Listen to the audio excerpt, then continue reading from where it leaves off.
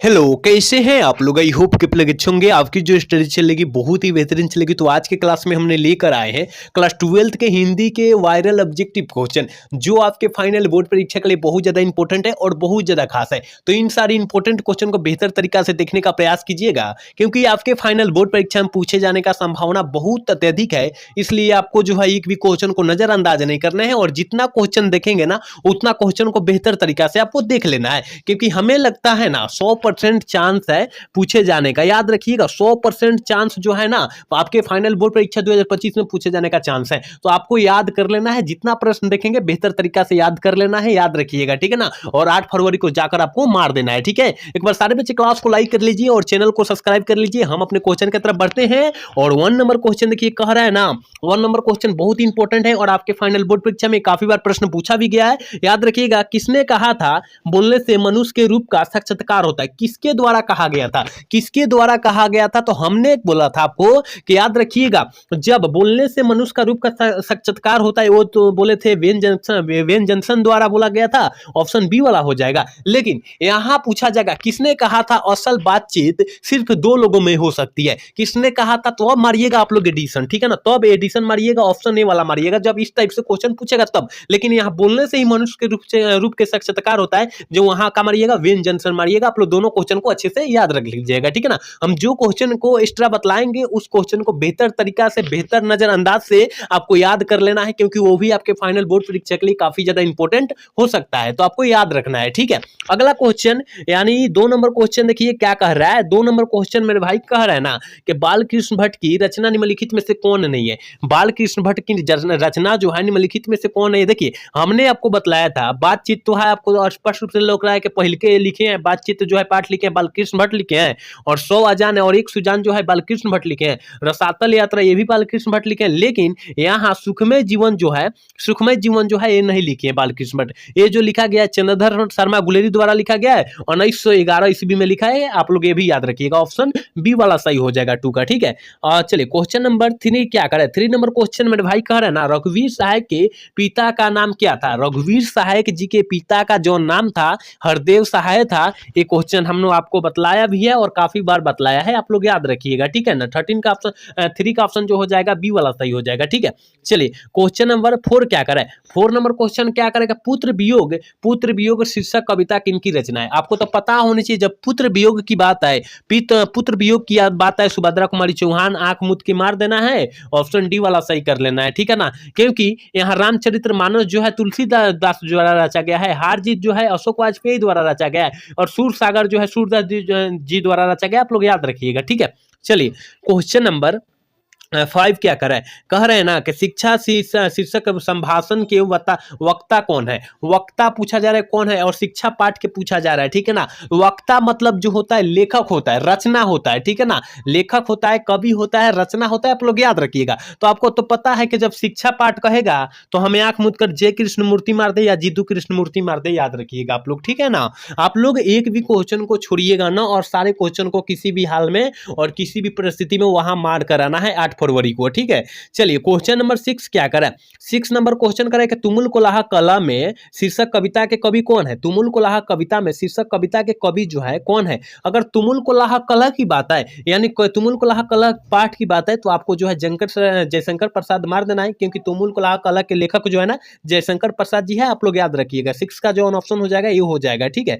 अगला क्वेश्चन की तरफ बढ़ेंगे, यानी 7 नंबर क्वेश्चन क्या कर रहा है। देखिए यहाँ पर 7 नंबर क्वेश्चन है, कह रहा है ना मेरे भाई 7 नंबर क्वेश्चन करा है, हेनरी लुपेज कहाँ के रहने वाले थे? ये हमने क्वेश्चन आपको कराया है कि हेनरी लुपेज जो है, याद रखिएगा, ये जो रहने वाले थे, याद रखिएगा कांगो यानी अफ्रीका के रहने वाले थे। ऑप्शन डी वाला हो जाएगा, ठीक है ना। चलिए क्वेश्चन नंबर 8 क्या करा है। 8 नंबर क्वेश्चन करे, कवि भूषण को भूषण की उपाधि किसने दी? कवि भूषण को भूषण की उपाधि जो है किसने दी थी? तो याद रखिएगा भूषण जी को कहा जा रहा है, तो याद रखिएगा राजा रुद्रा शाह ने, क्योंकि ये तो प्रश्न आपको पता ही होगा, ठीक है ना। चलिए क्वेश्चन नंबर 9 क्या करा है। अधिनायक कैसी कविता है? अधिनायक जो है कैसी कविता है? तो देखिए सबसे पहले आपको ये पता होना चाहिए कि अधिनायक जो है रचना जो है किसके द्वारा लिखा गया। तो अधिनायक रचना जो है रघुवीर सहाय के द्वारा रचा गया है, और पूछा जा रहा है यह कविता जो है किस प्रकार का कविता है। तो याद रखिएगा रखिएगा व्यंग्यात्मक कविता है, ऑप्शन बी वाला सही हो जाएगा। 9 का ऑप्शन हम लोग भी टिक कर देंगे, ठीक है। चलिए क्वेश्चन नंबर 10 क्या करें, जय कृष्ण मूर्ति किस रूप में देखे जाते हैं। देखिए जिद्दू कृष्ण मूर्ति, जिसे हम लोग पूरा नाम से हम लोग जिद्दू कृष्ण मूर्ति के नाम से जानते हैं, और जिद्दू कृष्ण मूर्ति जो है किस रूप में देखे जाते हैं, आपको पता होनी चाहिए कि महामनीषी के रूप में देखे जाते हैं। और ये आपके फाइनल बोर्ड परीक्षा के लिए जो है बहुत ही इंपॉर्टेंट क्वेश्चन है, याद रखिएगा, ठीक है। चलिए क्वेश्चन नंबर 11 क्या कर रहा है, कह रहे हैं ना इत्यादि शब्द का संधि विच्छेद है। इत्यादि शब्द का संधि विच्छेद जो होता है वो क्या होता है, इति जोर आदि कहीं दिया है क्या, इति जोर आदि कहां पर दिया है, ऑप्शन बी में दिया है, ऑप्शन बी वाला हम लोग टिक कर देंगे, ठीक है ना। चलिए अगला क्वेश्चन 12 नंबर क्वेश्चन कर रहा है, गायक शब्द का संधि विच्छेद है। गायक का संधि विच्छेद क्या होता है, ठीक है ना। गायक का संधि विच्छेद क्या होता है, गय जोर अक होता है, गय जोर अक हो जाता है, ऑप्शन बी वाला सही हो जाएगा। नायक नयन ये सब आए ना उसी तरह होता है, ठीक है ना, आप लोग याद रखिएगा। 13 नंबर क्वेश्चन क्या कर रहा है, परमार्थ का संधि विच्छेद क्या होता है। परमार्थ का संधि विच्छेद क्या होता है, हमने आपको बोला होगा कि परम जोर अर्थ होता है, और संधि विच्छेद से कम 4 से 5 क्वेश्चन रहेंगे ही रहेंगे, और 4 से 5 क्वेश्चन अपने मुट्ठी में कर लेना है और एक भी गलत नहीं होने देना है, ठीक है ना। संधि विच्छेद से या विलोम शब्द से बात करें, समास से बात करें, प्रवाची शब्द से बात करें, आपको एक भी क्वेश्चन को गलत नहीं होने देना है, ठीक है ना। इतना दिमाग में फिट कर लेना है आपको, ठीक है। चलिए अगला क्वेश्चन 14 नंबर क्वेश्चन करेगा, दुर्गम शब्द का विलोम शब्द क्या होगा। हमने बोला था विलोम शब्द का मतलब जो होता है उल्टा शब्द, और दुर्गम का जो हो जाएगा, सुगम का विलोम शब्द जो होता है दुर्गम होता है, ऑप्शन बी वाला सही हो जाएगा, ठीक है। अगला क्वेश्चन 15 नंबर क्वेश्चन का रहेगा, अनुकूल, अनुकूल शब्द का विलोम शब्द होगा। अनुकूल शब्द का विलोम शब्द क्या होता है, आपको पता होनी चाहिए मेरे भाई के। अनुकूल का जो हो जाएगा प्रतिकूल हो जाएगा, ऑप्शन ए वाला सही हो जाएगा। 15 का ऑप्शन ए हम लोग टिक कर देंगे, ठीक है। चलिए क्वेश्चन नंबर 16 क्या कर रहा है, कह रहा है ना आरोही शब्द का विलोम शब्द क्या होगा। आरोही शब्द का विलोम शब्द जौन होता है वो क्या होता है, तो देखिए आरोही कह रहा है, ठीक है ना। आरोही कह रहा है तो याद रखिएगा अवरोही विलोम शब्द हो जाएगा, यानी उसके ही जैसा उल्टा शब्द, ठीक है ना। उल्टा शब्द हम लोग उसे कहते हैं, आप लोग याद रखिएगा, ठीक है ना। 17 नंबर क्वेश्चन क्या करें, विराग शब्द का विलोम शब्द क्या होगा। हमने बोला था अनुराग का विराग होता है, अनुराग का विलोम शब्द जौन होता है विराग होता है। तो यहां पर कहां पर दिया है, ऑप्शन बी में दिया है, ऑप्शन बी वाला सही कर देंगे। 17 का ऑप्शन बी हो जाएगा, आप लोग याद रखिएगा, ठीक है। अगला क्वेश्चन बहुत ही इंपॉर्टेंट क्वेश्चन है, देखिए कह रहे हैं ना, कह रहे हैं आंखों का तारा होना मुहावरा का अर्थ जौन होता है वो क्या होता है। आंखों का तारा होना बहुत ही प्यारा होना, आंखों का तारा होना बहुत ही प्यारा होना मुहावरा का अर्थ होता है। तो यहाँ तो बहुत ही प्यारा नहीं दिया है, लेकिन बहुत यहाँ प्रिय होना दिया है, उसका अर्थ यही हो जाएगा, याद रखिएगा, ऑप्शन सी वाला सही हो जाएगा। 18 का ऑप्शन सी वाला हम लोग टिक कर देंगे, ठीक है ना। चलिए 19 नंबर क्वेश्चन क्या करें, ऊंट के मुंह में जीरा का फोरन, ये मुहावरा का अर्थ जौन होता है क्या होता है। ऊंट के मुंह में जीरा का फोरन जो है उसके मतलब उसका अर्थ जौन होता है क्या होता है। देखिए अधिक खाने वाले के लिए थोड़ा सा अनाज दीजिएगा तो क्या हो जाएगा, ठीक है ना। इसका मतलब वही हुआ, कहने का मतलब कि अधिक खाने वाले को कम जुगार, ठीक है ना, जुकार, ठीक है ना, खुजार है, ठीक है ना, खुराक है, खुराक है, खुराक है, ऑप्शन सी वाला सही हो जाएगा। मतलब कहने का मतलब है जो व्यक्ति अधिक खाता होगा, मान लीजिए अधिक खाता होगा नहीं, आधा किलो जो है चावल खाता होगा, उसको अब जब 250 दीजिएगा तो क्या होगा, ठीक है ना। इसका मतलब वही हुआ, याद रखिएगा। चलिए 20 नंबर क्वेश्चन क्या करें, कान काटना मुहावरा का अर्थ क्या होता है। कान काटना मुहावरा का अर्थ जो होता है इज्जत हो जाना, ठीक है ना। कान काटना इज्जत जाना, याद रखिएगा। तो यहाँ इज्जत जाना तो नहीं दिया, लेकिन यहाँ कान कटना का अर्थ जो दूसर हो जाएगा, क्योंकि हमने गलत यहाँ बतलाया आपको, क्योंकि नाक कटना का इज्जत जाना होता है, ठीक है ना। नाक काटना का इज्जत जाना होता है, लेकिन कान काटना यहाँ, ठीक है ना। हमने जाना का यहाँ काट क्या कर रहा है, नाक काटना की बात किया जा रहा है, यहाँ कान काटने का बात किया जा रहा है, ठीक है ना। यहाँ थोड़ी सी समझ लीजिएगा, कान काटना का बात हो रहा है, तो कान कटना मुहावरा का जो अर्थ होता है, याद रखिएगा, चतुर होना, ठीक है, चतुर होना। और देखिए नाक कटना, हमने नाक ही यहाँ पढ़ा, हमने नाक ही समझा यहाँ, ठीक है ना, इसलिए हमने इज्जत जाना कह दिया, ठीक है ना। लेकिन नाक कटना जो होता है इज्जत का जाना होता है, लेकिन कान काटना जो होता है चतुर होना होता है, ठीक है ना। आप लोग दोनों याद रखिएगा, क्योंकि यहाँ हम थोड़ा सा कंफ्यूज हो गए, ठीक है ना। चलिए क्वेश्चन नंबर 21 क्या करें, 21 नंबर क्वेश्चन कर रहा है कि नगर, नगर शब्द का विशेषण होगा। नगर शब्द का विशेषण जो होता है वो क्या होता है। नगर का विशेषण जो होता है नागरिक होता है, ऑप्शन बी वाला सही हो जाएगा। 21 का ऑप्शन हम लोग वी टिक कर देंगे, याद रखिएगा। जितने भी बच्चे देख रहे हैं वो सारे बच्चे एक बार क्लास को लाइक कर देंगे, जितने भी बच्चे मेरे क्लास को देख रहे हैं ना वो सारे बच्चे क्लास को लाइक कर लेंगे और चैनल को सब्सक्राइब कर लेंगे। वो सारे बच्चे के मैं बोल रहा हूँ, क्योंकि आपके लिए हम इतना मेहनत कर रहे हैं और आप हमारे लिए छोटा सा प्रयास नहीं करें, वो प्रयास आपको करना होगा, जरूरी कीजिए, ठीक है ना, जरूर कीजिए वो प्रयास आप लोग, ठीक है।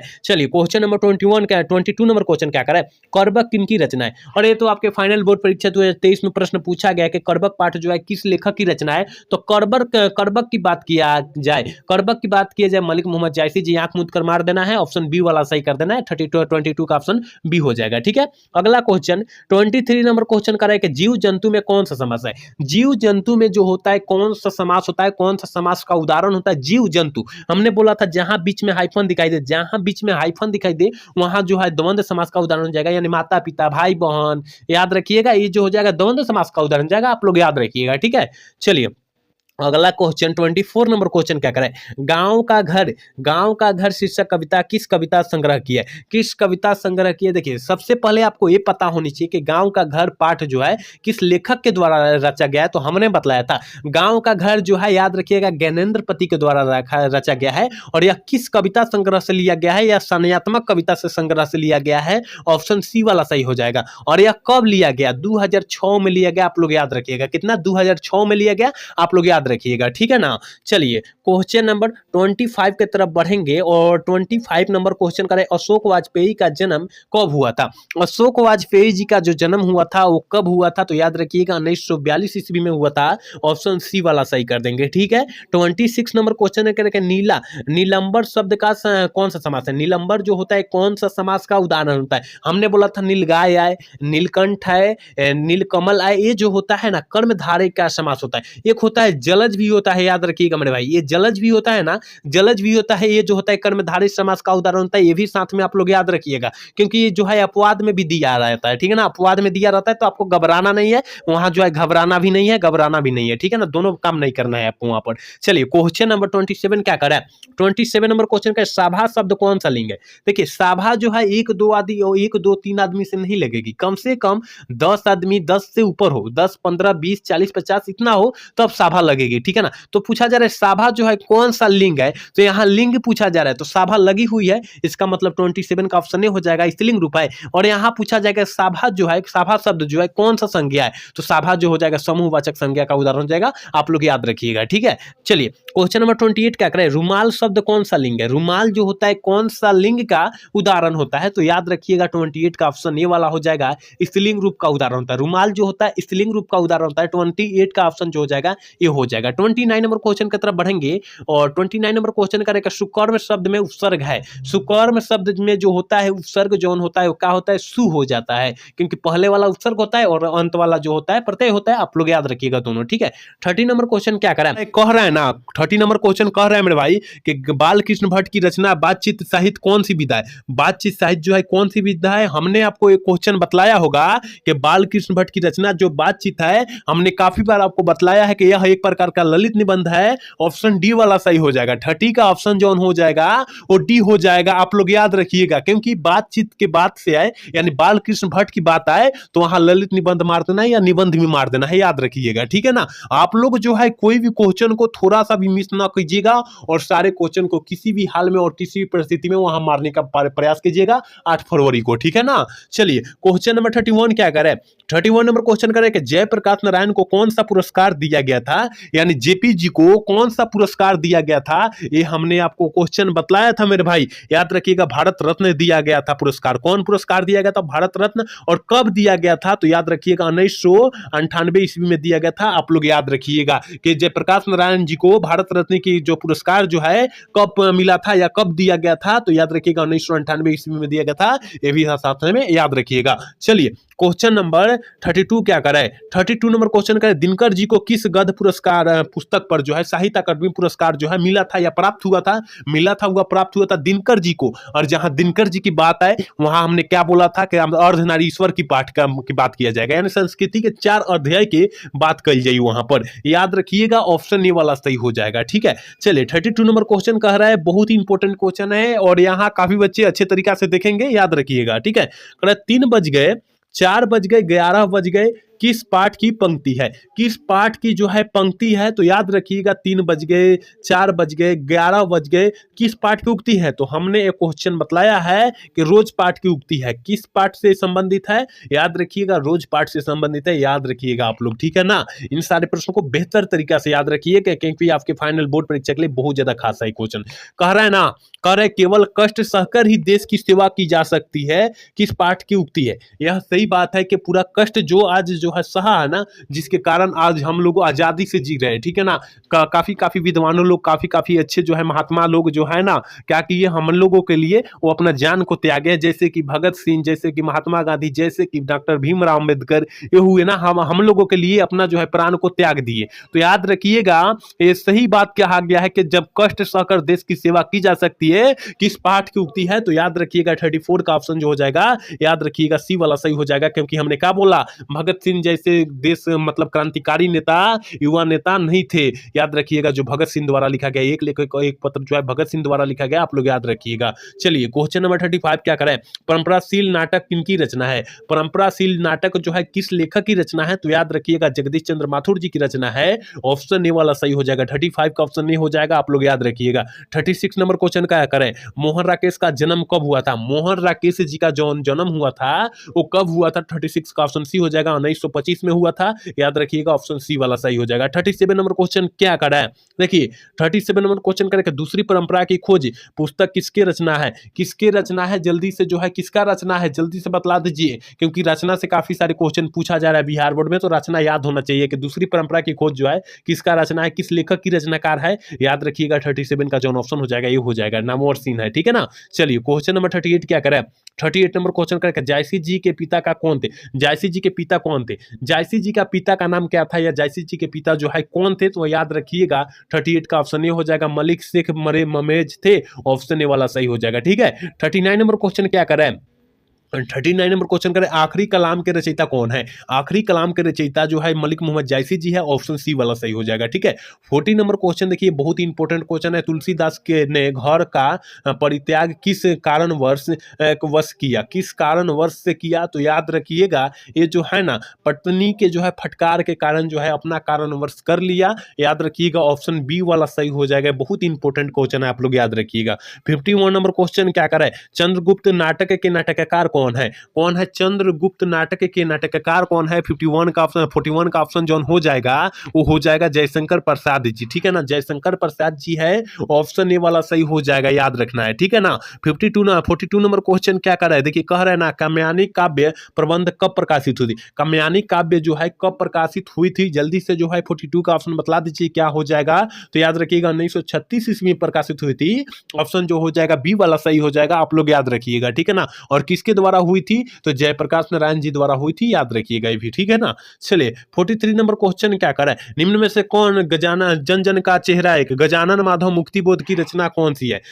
गजानन माधव मुक्तिबोध की रचना कौन सी है, हमने पहले ही आपको जो है आंसर थोड़ी सी बोल दी है, ठीक है ना, थोड़ी सी आंसर बोल दी है, क्योंकि हार जी जो है अशोक वाजपेयी जी की रहा है, और जन जन का चेहरा एक जो है गजानन माधव मुक्तिबोध जी की रचना है, जो अभी फिलहाल में पूछा गया, ऑप्शन बी वाला सही हो जाएगा। और गांव का घर जो है ज्ञानेंद्र प्रति जी की रचना है, अधिनायक जो है रघुवीर सहाय जी की रचना है, आप लोग याद रखिएगा। चलिए 44 नंबर क्वेश्चन का है, दूध शब्द कौन सी संज्ञा है। दूध शब्द जो है कौन सी संज्ञा है, हमने बोला था जहां मापा तौला जाए के बोध हो वहां जो है आप लोग द्रव्यमान वाचक संज्ञा मार दीजिएगा, ऑप्शन सी वाला सही हो जाएगा, क्योंकि दूध हम लोग तौल कर देते हैं, माप कर देते हैं, लीटर से देते हैं, इसका मतलब जो होगा द्रव्यमान द्रव्यवाचक संज्ञा हो जाएगा, आप लोग याद रखिएगा, ठीक है। चलिए क्वेश्चन नंबर 45 क्या कर, मित्रता शब्द में कौन सा संज्ञा है। मित्रता शब्द में जो है कौन सा संज्ञा है, याद रखिएगा मित्रता कह रहा है, ठीक है ना, तो मित्रता जो होता है भाव का यहाँ व्यक्त होता है, यहाँ लगाव का बोध होता है। देखिए मान लीजिए कि किसी से लगाव होगा तभी मित्रता होगी, दोस्ती होगी, यानी मतलब जहां लगाव भाव का बोध होगा वहां पर जो हो जाएगा मित्रता होगी, यानी भाववाचक संज्ञा का उदाहरण हो जाएगा, ऑप्शन बी वाला सही हो जाएगा। 46 नंबर क्वेश्चन की तरफ बढ़ेंगे, और 46 नंबर क्वेश्चन कह रहे हैं ना मेरे भाई कि निम्नलिखित में से जो है ना चंद्रधर शर्मा गुलेरी की कौन सी रचना है। रचना से काफी सारे क्वेश्चन बिहार बोर्ड डाल रहा है, आपको याद रखना होगा, ठीक है ना। तो चंद्रधर शर्मा गुलेरी की रचना की बात किया जा रहा है, तो याद रखिएगा गुलेरी जी की रचना जो है इनमें से से कौन सी है, तो याद रखिएगा 46 का ऑप्शन डी हो जाएगा, क्योंकि इनमें से कोई नहीं है। क्योंकि गुलेरी जी की जो रचना है उसने कहा था कहानी है, आप लोग याद रखिएगा। सुखमय जीवन है, बुद्धू का काटा है, एक जो होता है उसने कहा था कहानी है, आप लोग याद रखिएगा सारे क्वेश्चन को। इनमें से तो कोई दिया नहीं है, इसका मतलब ऑप्शन डी वाला सही हो जाएगा, ठीक है ना। 47 नंबर क्वेश्चन क्या कह रहा है ना कि नामवर सिंह आलोचना त्रैमासिक का संपादन कब किए थे। नामवर सिंह द्वारा आलोचना नाम त्रैमासिक संपादक जो हुआ था वो किस वर्ष हुआ था, तो 47 का ऑप्शन जो हो जाएगा सी हो जाएगा, 1967 ईस्वी में हुआ था, आप लोग याद रखिएगा, ठीक है। अगला क्वेश्चन देखिए मेरे भाई, कह रहा है ना, जिस पुरुष में नारीत्व नहीं वह अपूर्ण है। जिस पुरुष में नारीत्व नहीं है वह अपूर्ण है। और जहां हमने आपको क्या बतलाया था कि जहां नर और नारी की बात है वहां रामधारी सिंह मार देना है, ठीक है ना। लेखक का नाम जो है रामधारी सिंह मार देना है, और पाठ का जो नाम हो जाएगा अर्धनारीश्वर पाठ हो जाएगा। तो यहाँ पर तो वो तो दिया नहीं है, जिस पुरुष में नारीत्व नहीं वो अपूर्ण है, हमने तो पहले ही बोल दिए थे, ऑप्शन बी वाला सही हो जाएगा, ठीक है। चलिए 49 नंबर क्वेश्चन देखिए मेरे भाई, करे बाल कृष्ण भट्ट किस युग में के साहित्यकार थे। बाल कृष्ण भट्ट जी किस युग में के जो है साहित्यकार थे। अगर देखिए काल की, यहाँ काल की बात करता तब तो हम तो आधुनिक काल मारते, क्या मारते, आधुनिक काल मारते, आधुनिक काल, ठीक है ना। लेकिन यहाँ युग में की बात किया जा रहा है, तो भारत तेंदु युग में मारिएगा, ऑप्शन ए वाला सही कीजिएगा। दोनों क्वेश्चन को याद रखिएगा। यहाँ पूछा जाएगा बाल कृष्ण भट्ट किस काल के साहित्यकार है, तो आधुनिक काल, और युग में क्या पूछेगा, भारत तेंदु युग में मार दीजिएगा, याद रखिएगा। और आज के क्लास के लास्ट क्वेश्चन यानी 50 नंबर क्वेश्चन क्या कर रहा है, कह रहा है कि बिहार के छात्र आंदोलन का जेपी के नेतृत्व कब दिया गया था। जेपी नाम से नेतृत्व जो है कब दिया गया था, जयप्रकाश नारायण जी को, तो याद रखिएगा 50 का ऑप्शन बी हो जाएगा 1924 ईस्वी में, ठीक है, 74 ईस्वी में, ठीक है ना, 1974 ईस्वी में, याद रखिएगा। तो यहाँ हमने 50 क्वेश्चन पूरा किताब से गैस करके आपके बीच लाया था, और हमने बतलाया, और आपने अच्छे तरीका से देखा भी है। और नहीं, जो बच्चा नहीं देखा है वो अच्छे से आप लोग देख लेंगे शुरू से अंत तक, क्योंकि पूरा किताब से जो जितना प्रश्न था ना, गैस प्रश्न था। तो आप लोग अच्छे तरीका से रटने का प्रयास कीजिएगा, पढ़ने का प्रयास कीजिएगा। और आज का क्लास कैसा लगा, अगर अच्छा लगा होगा तो चैनल को सब्सक्राइब और लाइक करना तो भूलिएगा। जय हिंद, जय भारत। अगले वीडियो में हम लोग मिलते हैं।